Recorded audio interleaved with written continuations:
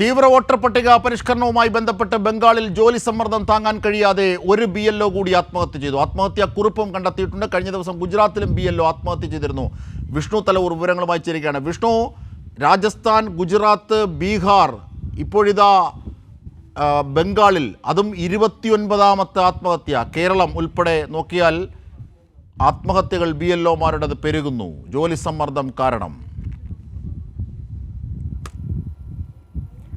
അജിംഷാദ്, തീർച്ചയായിട്ടും അത്തരത്തിൽ തന്നെയാണ്. കാരണം ഈ SIR-ന്റെ നടപടികളുമായി ബന്ധപ്പെട്ട BLOമാർക്ക് വലിയ ജോലി സമ്മർദ്ദം തന്നെയാണ് നിലനിൽക്കുന്നത്. ഏതായാലും രാജ്യത്താകമാനം ഇപ്പോൾ BLOമാരുടെ ആത്മഹത്യ വർദ്ധിച്ചു വരുന്ന സാഹചര്യം തന്നെയാണുള്ളത്.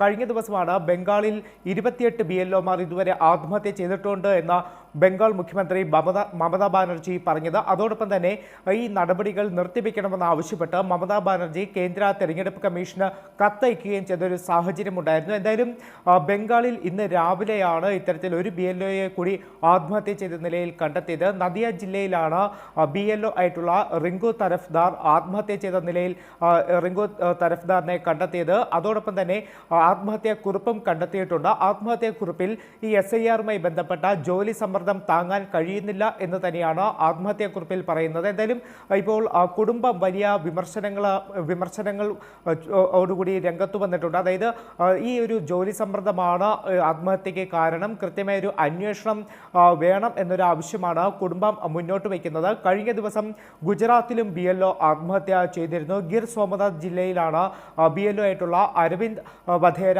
ആത്മഹത്യ ചെയ്ത നിലയിൽ കണ്ടെത്തിയത്.